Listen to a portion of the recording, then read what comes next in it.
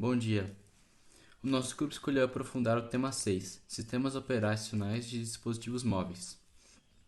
O nosso grupo é composto por eu, Vitor Hugo, Henrique Gambim, Guilherme Bars e Felipe Cosmo. A gente tem foco em Android e iOS. Nossa tese é simples. Esses SOs não são sistemas operacionais novos. Eles são resultado de uma adaptação radical de arquiteturas Unix e Unix-like, Linux e BSD, para 3 desafios cruciais. O primeiro, recursos limitados. O segundo seria o gerenciamento de energia e o terceiro, segurança centrada em aplicativos e seu sandboxing. Eu vou começar apresentando a base arquitetônica e a origem desses sistemas. A herança Unix e os kernels. A herança Unix é a fundação de quase tudo. O Android é construído diretamente sobre o kernel Linux. No entanto, ele não é o Linux que usamos em um servidor e um computador. Ele foi modificado e otimizado. Por exemplo, o suporte in-out control foi simplificado e diversas bibliotecas foram removidas ou reescritas. Já o iOS tem a sua base no Darwin, que é o coração dos sistemas operacionais da Apple. O Darwin utiliza o kernel XNU, que é um kernel híbrido. Ele combina microkernel Match para a parte de gerenciamento de processos, memória e PC, com a camada BSD para a interface de redes, sistemas e arquivos syscalls tradicionais. Ambos herdaram a robustez e o modelo de separação de privilégios do Unix, essenciais para a segurança. Comunicação entre processos IPC e o binder. O primeiro grande desvio arquitetônico no Android é o mecanismo de comunicação entre processos IPC. Em sistemas Unix tradicionais, utilizam-se pipes, memória compartilhada ou sockets de domínio Unix.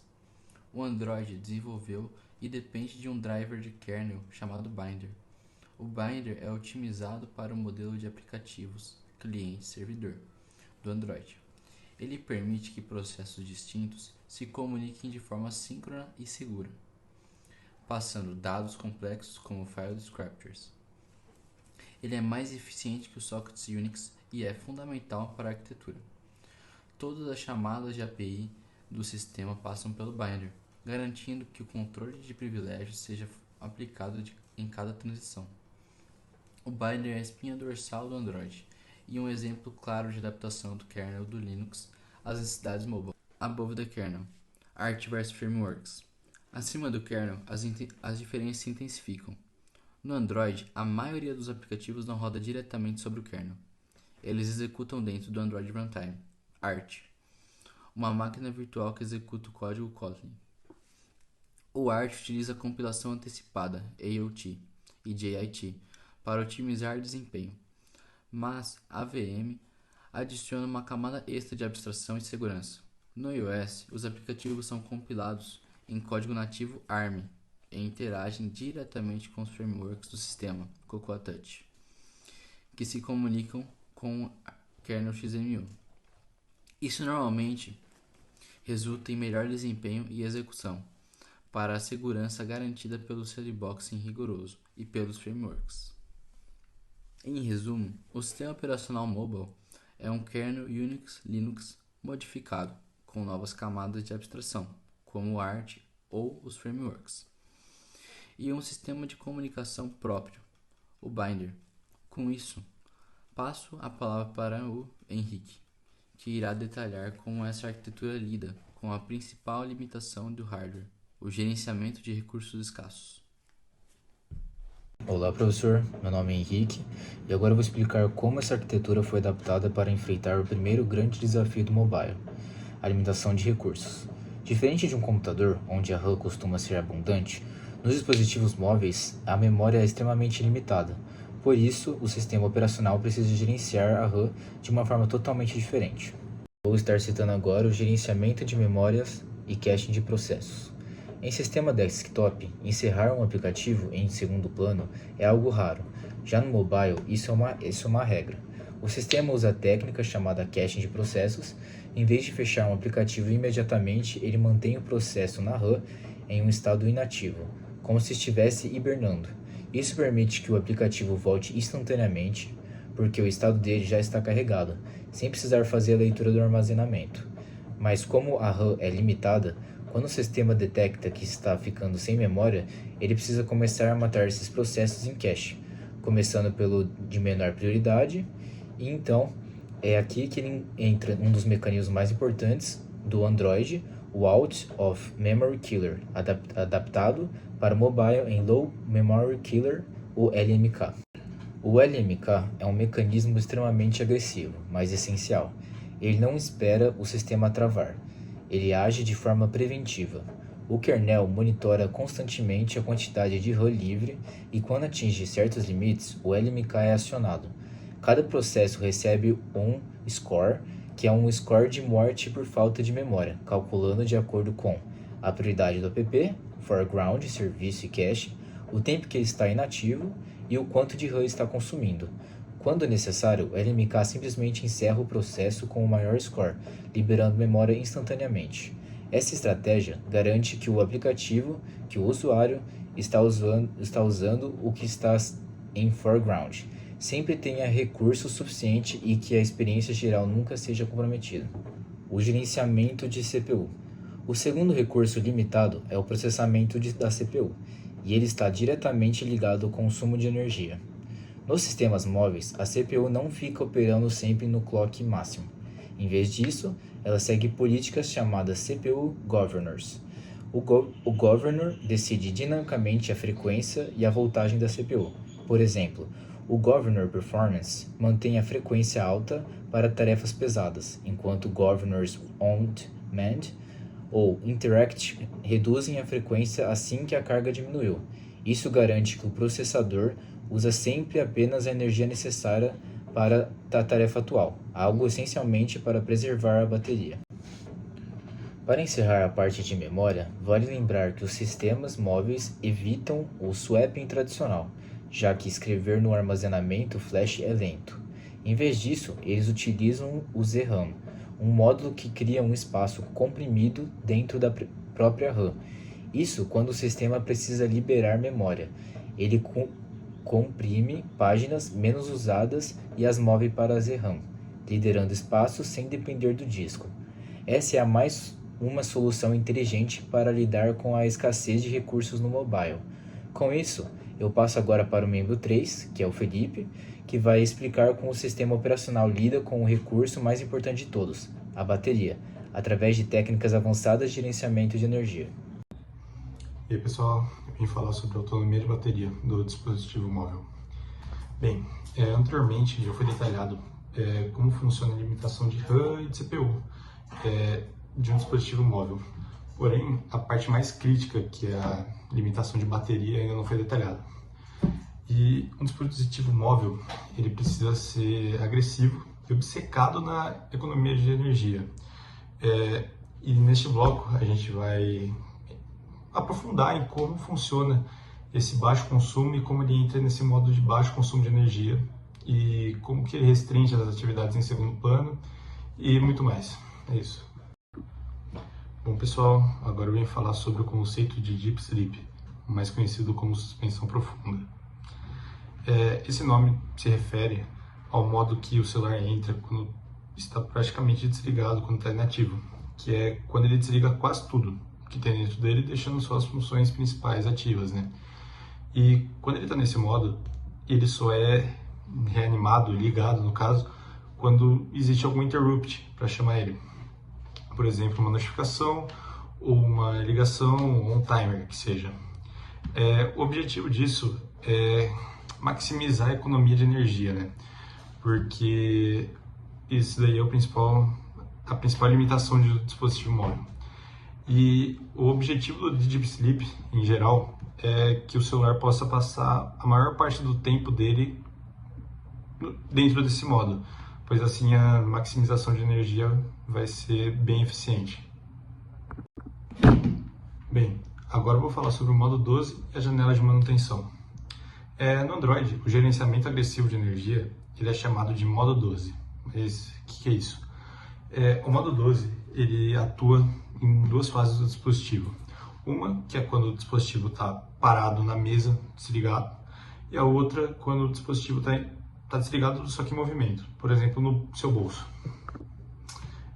E quando o dispositivo está em repouso, desligado, o modo 12 ele vai suspender todas as ações do dispositivo, por exemplo, acesso à internet, execução de jobs e syncs, e ignora os timers.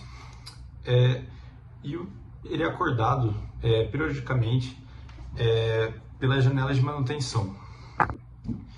E essa janela de manutenção faz o quê?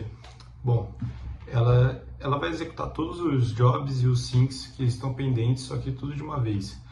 E assim a janela volta, ela faz o dispositivo voltar imediatamente para o modo Deep Sleep, assim gerando altos picos de consumo de energia, só que curtos e controlados. Agora eu vou falar sobre o gerenciamento de background no iOS e o Push Notification. O iOS ele adota uma medida mais restrita que o Android sobre economia de energia. E historicamente, o iOS ele permitia poucas formas de execução em segundo plano de tarefas. E hoje, com o recurso de Background App Refresh, é permitido que o sistema operacional decida quando ou não executar uma tarefa em segundo plano. E isso é baseado em heurística, como previsibilidade, localização do usuário, previsibilidade de uso, essas coisas. Os apps que precisam de atualizações em tempo real, eles são fortemente dependentes das APNs, que são as Apple Push Notification. O servidor da Apple ele vai enviar uma notificação push para o sistema, e o sistema operacional que vai decidir se o app vai ser acordado por um curto período de tempo ou não. E isso daí ele vai controlar bastante o consumo de energia de forma centralizada. Bom, para finalizar, em resumo, um sistema operacional móvel utiliza o modo de Deep Sleep e alguns mecanismos, como foi falado antes, como o modo 12 e o Background Refresh para o consumo de energia. E esses mecanismos são os que vão controlar quando um app pode ou não acessar o sistema, assim, gastando ou não energia.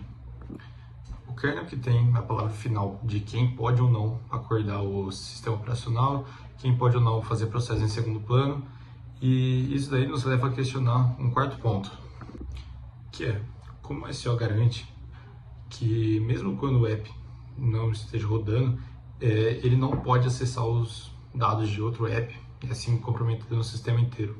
E para isso eu passo a palavra para o Guilherme Bars, que vai falar sobre o modelo de segurança e sandboxing. Bom, então a gente chegou ao pilar final e com certeza um dos mais importantes, certo? Porque não adianta nada você ter um dispositivo móvel em que tem o sistema operacional que você gosta, como o iOS ou o Android, que são os principais hoje em dia, né?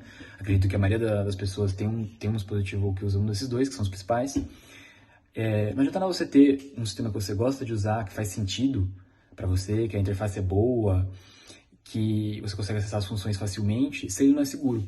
Principalmente hoje em dia que todo mundo tem um celular e a maioria das vezes o celular ele é um meio que você usa para tudo. Ou seja, tem informações sensíveis ali, sigilosas, como de banco, ou até mensagens, qualquer coisa do tipo, certo? Que não deveria ser acessado por ninguém e nem você ter a sua privacidade, certo? Então a segurança ela te garante isso. Ela te garante que você pode estar ali usando aquilo ali sem se preocupar com nada. E eu vou me aprofundar entre esses 4 tópicos, que seria o sandboxing, ou seja, a caixa de areia, que é uma adaptação direta do modelo do Unix. O sistema operacional ele trata cada aplicativo como um usuário Linux isolado, atribuindo ele a um user ID, por exemplo. O privilégio mínimo, que seria o runtime, ou seja, nos SOs de desktop, como Windows e tal, as permissões elas são concedidas na maioria das vezes na instalação já, mas no mobile isso funciona de uma maneira diferente. A cadeia de confiança, ou Chain of Trust, é a segurança do software precisa ser ancorada no hardware. E aí que entra a cadeia de confiança que faz verificações no boot. Eu vou me aprofundar isso mais para frente. E, por fim, o hardware dedicado, ou seja, a proteção de dados mais sensíveis exige hardware dedicado, porque é um ambiente isolado do SO principal, dados oferecidos como chaves criptográficas, biometria e token de pagamento são processados dentro dessa Trust Zone, que também vou me aprofundar mais para frente. E nem mesmo o kernel do sistema operacional, se for comprometido, consegue acessar essas chaves dentro do Secure Enclave. garantindo o máximo de isolamento. Bom, agora vamos aprofundar um pouco no sandbox, que seria o conceito central da segurança de um mobile. A ideia é que cada app, quando você executa ele tem seu próprio ambiente isolado, ou seja, sua própria caixa de areia, e essa separação ela é garantida pelo kernel ou pelo XNU. No Android, por exemplo, cada app recebe um User ID, como eu já disse antes, e um Group ID exclusivo. Ele é distinto do sistema e de outros apps. Isso garante o isolamento de cada aplicativo na sua própria caixa. Ou seja, o aplicativo A não tem privilégios para ler ou gravar no aplicativo B, muito menos o sistema consegue fazer isso também, e um e o outro, ou seja, isso serve para o aplicativo A, para o aplicativo B e para o sistema. Nenhum consegue interagir com nenhum em quesitos de gravar ou de ler. Isso garante a segurança de cada um, ou seja, exemplificando, seria, vamos dizer assim, imagine que um usuário instale um jogo que tem um vírus, um malware. Como o jogo está na sua própria caixa de areia, tem seu próprio User ID, o malware não consegue acessar suas fotos, não consegue ler suas conversas, não consegue acessar nenhum aplicativo de banco, não consegue fazer nada. O ataque ele é contido nessa caixa de areia e ele está ali ainda, mas ele está contido e não se espalha pelo resto do sistema. E daí garantindo a proteção dos dados dos seus aplicativos e a integridade do sistema operacional completo. Bom, sobre o runtime, permissões de tempo de execução, ele é o fim da moda antiga, ou seja, dos sistemas operacionais de desktop, de quando você instala um aplicativo, o sistema operacional já concede certas permissões que às vezes você não quer, ou permissões sensíveis, como microfone, câmera, localização, que você não deseja compartilhar com aquele aplicativo, certo? E muitas vezes você nem sabia que você compartilhou. Às vezes você não se incomoda de compartilhar e tal, o aplicativo precisa daquilo, mas você nem foi concedido a escolha de você querer ou não. E o runtime vem para isso. Ele vem nos dispositivos móveis para mostrar mostrar um jeito melhor de como conceder essas permissões, ou seja, apenas quando o aplicativo ele é executado que ele pergunta para você se você quer compartilhar a sua localização, se você quer compartilhar o acesso ao microfone, e também isso também ajuda a otimizar bateria e processamento do dispositivo móvel, porque hoje em dia a gente tem a opção de compartilhar apenas durante o uso do aplicativo. Ou seja, por exemplo, você tem um aplicativo de olhar o tempo, a temperatura, de chuva, sol, você pode escolher nele se você quer compartilhar o tempo todo ou apenas quando você estiver usando o aplicativo. Ou seja, quando ele está ali em segundo plano, ele não está gastando bateria, não está gastando processamento e otimiza tudo. Otimiza o sistema operacional inteiro e a utilização do dispositivo em si. Ou seja, ele é uma evolução e realmente uma solução muito boa em questão de segurança, privacidade e otimização de tudo em geral. Agora sobre o Chain of Trust, ou cadeia de segurança, esse conceito mostra que a segurança também começa no hardware, a segurança também está composta no hardware. O Chain of Trust nada mais é que a segurança no boot. O hardware, quando ele dá boot, ele inicia o bootloader, que verifica o kernel, e que daí verifica o acima, e vai verificando, e cria uma sequência de verificação, que sempre um verifica o próximo. E isso garante que o dispositivo nunca vai iniciar com algum desses processos adulterados. Ou seja, garante que caso você tenha um malware ali, algo adulterado, maliciosamente, seu dispositivo ele nunca vai iniciar. Isso garante a integridade do sistema, porque ele só inicia se o software estiver válido e não tem nada ali diferente, certo? O hardware dedicado, que seria a Trust Zone, ele cria um ambiente de execução confiável. E ele isola todas essas informações e nem mesmo o kernel, que é o principal o kernel principal do sistema operacional, pode acessar, protegendo dados como biometria, chaves criptográficas, entre outras coisas. Eu venho aqui, em nome de todo o grupo, agradecer ao professor Lucas. O grupo se divertiu muito, não foi algo maçante pesquisar tudo isso. Realmente agradecer pelo incentivo E é isso, espero que a gente tenha feito um bom trabalho. Muito obrigado.